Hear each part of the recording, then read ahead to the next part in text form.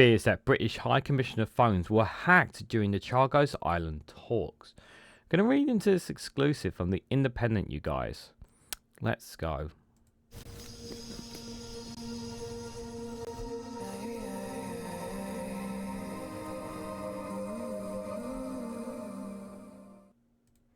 Good morning, good afternoon, good evening, wherever you are in the world. This is Reganelite here, an exclusive from The Independent, with the headline that the fears that the British High Commissioner phones were hacked during the Chagos Island talks.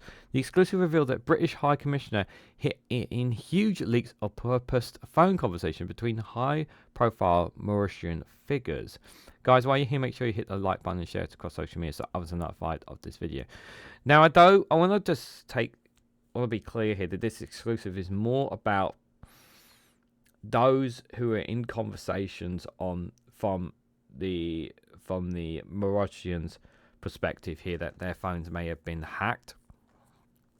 I don't think this was directly by British tabloids. And I say the word I don't think, because it's more. I think it's more when the more I've read into this, it feels like more on their end. But I do think, obviously, this highlights a breach of security, and obviously opens up the conversations that were actually happening when people weren't supposed to know about them as well. And apparently the initial talk started under Liz Truss, and then she was dismissed, and then obviously the next Prime Minister came in and whatnot. It was the Conservatives who started the initial talks in the first place of this, with the discussions of giving back the islands. It's really important to make that point.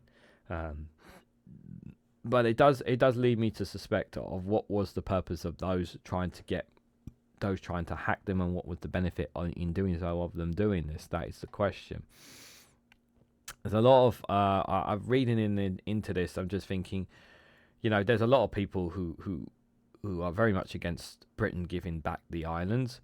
But to me, it's like, what's the benefit of us holding on to them? It's not even ours by right. Like, should just give them back to who they belong to and just move on from it, sort of thing. Kind of the same thing with Hong Kong. The British Empire is long dead. We need to move on from it, and just be done with it. Basically, is what I would say. But let's read into these apparently phones were apparently hacked, you guys. Apparently. So, leaked recordings have sparked fears that the British High Commission in Mauritius had its phone hacked around the time the UK opened negotiations for the handover of the Chagos Islands. The Foreign Commonwealth and Development Office, the FCDO, has confirmed police in Mauritius are investigating the audio of apparent discussions between the British High Commissioner, Charlotte Pierce, and other political figures were featured on the Mauritian Facebook group, Missy Moroskosk and Mr. Moustache. The clips are claimed to feature a conversation between Mrs. Pierce and local businessman Ken Arian, the chief executive of Airport Holding, who has recently welcomed the decolonisation of the Chagos Islands. Sources told The Independent that the conversation is thought to have taken place around October or November 2022. So meaning it is likely to have occurred towards the start of negotiations over the Indian Ocean Islands. At one point, Ms Pierce can be heard saying, "I don't have a Prime Minister at the moment," adding, "You know what, I can say it now, but we haven't had a Prime Minister for 2 months." Tells you a lot about the state of the UK at that time, doesn't it? It was around the time Liz Truss was forced to resign as Prime Minister, and not long after she instigated the Chagos talks. The Chagos issue is sensitive due to the secrecy joint UK-US airbase on Diego Garcia, the largest island in the Chagos archipelago. The deal struck by the government allows the UK to retain the facility for the next 100 years. But there are concerns the agreement will open up the islands to Chinese interference. An FCDO source has told The Independent that the leak is the subject of an ongoing police investigation in Mauritius, and they are unable to provide further comment. It is understood that one of a number of complaints to the police in Mauritius came from the High Commission, and that neither phone tapping or AI manipulation has been ruled out yet. Maureen Beeden, an investigation journalist based in Mauritius, told The Independent a recording of one of his phone calls was leaked to the Facebook group. He added, the Facebook page has been brought down, but the videos are still there on TikTok. Karen Walker, deputy chief editor of El Express in Honduras, said the Facebook page featured what appeared to be leaked telephone conversations between WhatsApp calls between two former prime ministers, the current opposition leader and its predecessors, and other individuals in key constitutional roles. She told The Independent, notably, the leaks also involve a diplomat from the British High Commission in Honduras. The Informer's podcast in Honduras has also highlighted the alleged tapped conversations. So far, at least 5 journalists are thought to have been targeted, including Mr. Beaton. The outgoing Prime Minister, Pravig Jorgen, apologies for mispronouncing the name, denied his administration was behind the suspected leaks during a youth political rally of the Alliance Lebek in his constituency. Kwatia Milligan and Mocha, he denounced the recordings as fabricated conspiracies and falsehoods. He claimed artificial intelligence is being used to manipulate voices and create fake conversations. However, several apparent victims of the phone tapping have claimed that the records are genuine. Mr. Beaton had told The Independent, my conversation, which was leaked yesterday, reflects the truth. It's not fabricated by AI, and it was a conversation which dates back to the 9th of August 2022. Shakil Mohammed, a senior barrister and former leader of the opposition in Honduras and a candidate for the upcoming election for the Labour Party of Honduras, said several phone calls he had were also contained in the leaks. He said, I came across many posts on Facebook and on TikTok of several conversations, and I came across 2 of them while I'm speaking to the former Prime Minister, and I was also speaking to the President of Labour in Honduras. They were actual conversations that took place. For one thing, AI replication in Cresos, using that as a defense is preposterous. The technology doesn't exist in Creole. It doesn't exist with such precision. So they're basically saying that AI, the chances of AI being used by the nation is highly unlikely. And I've got to say, because I don't know obviously the levels of their technology, but I'm going to go out on a limb and say it's probably not that high either, I'm going to say.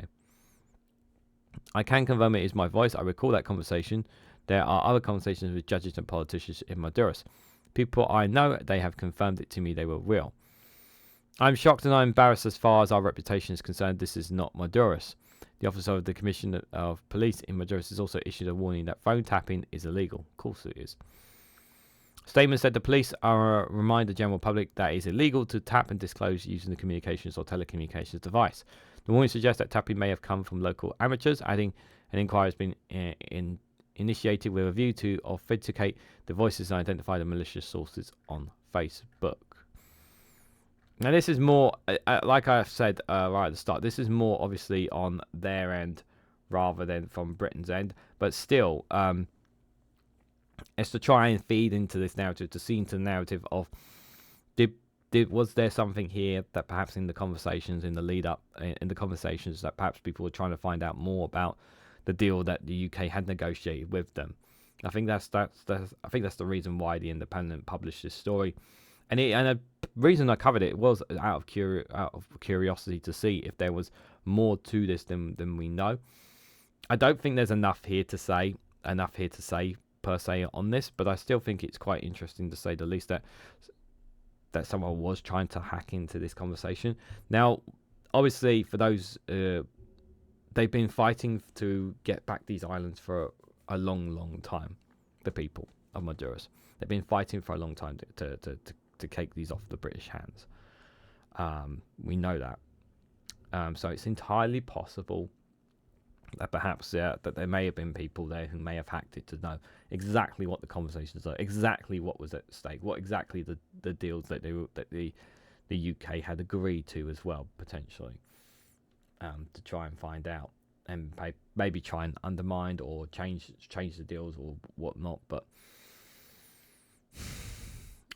overall, I'm kind of glad that Britain is going to be handing it back and kind of to move on from it.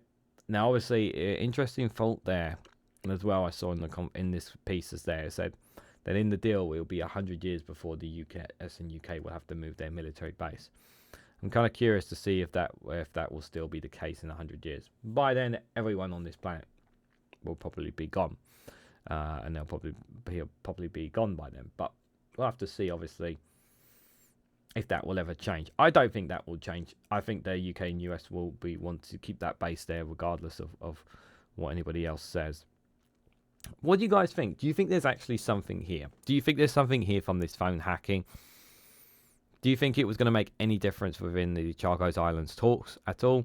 Or is it done and dusted and Britain should have handed it over and there shouldn't be any squabbles around it? Let me know your thoughts and more about this piece down in the comments section below. If you found this video interesting, please hit the like button. We greatly appreciate it. Share this across social media so others are notified of this video. If you haven't subscribed already, please consider subscribing because it really does help support the channel. If you want to go one step further and financially support me in the work that I do here, you can do so by becoming a YouTube member for as little as 99p. Or you can join me on my board Patreon for exclusive content on those platforms. So thank you all so much for watching, and I hope to catch you all very, very soon.